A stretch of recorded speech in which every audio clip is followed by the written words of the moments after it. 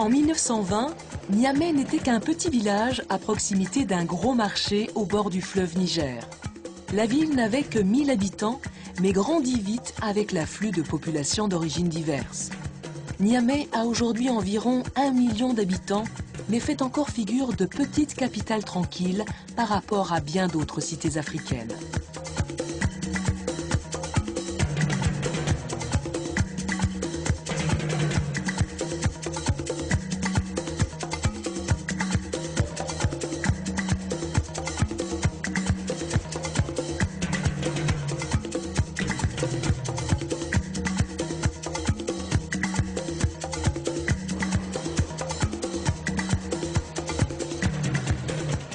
Niamey est gagné par la fièvre des bâtisseurs.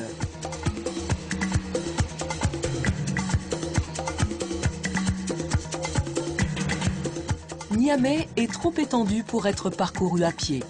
Pour se promener, on peut louer un taxi pour soi en négociant le prix. Sinon, la course dans le centre-ville coûte 200 francs CFA. C'est un bon moyen pour converser et faire connaissance. Là, c'est l'homme que l'on nomme phénoménal, Phénobi, le taximan de la ville de Niamey. Ben voilà, on va se mettre à bord de mon taxi, histoire de vous faire découvrir la ville de Niamey, quelques hôtels, quelques rues.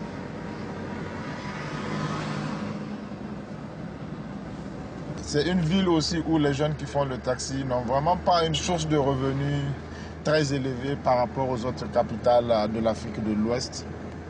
Parce que les jeunes à Niamey, la majorité des jeunes qui font le taxi sont souvent des diplômés qui se retrouvent à la maison.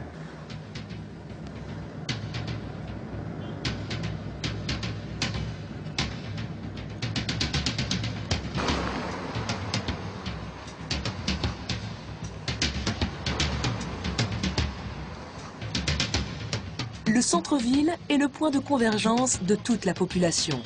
C'est là que se trouvent les magasins, les marchés, les banques, les pharmacies et les hôpitaux.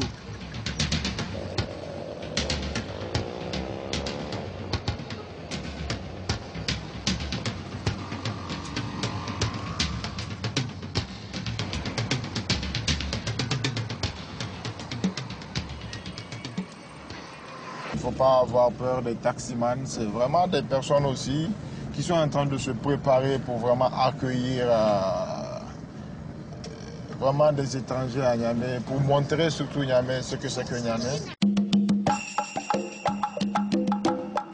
Le musée national attire beaucoup de familles nigériennes venues voir quelques animaux. Il a été créé en 1958 par l'archéologue français Pablo Toucet.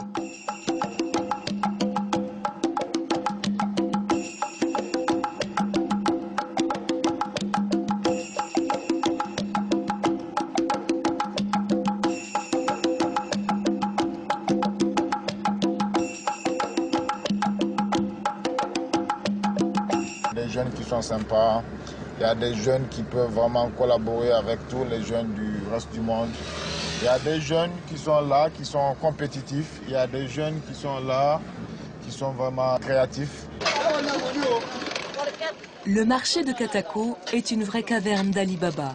On y trouve tout, on y transforme tout.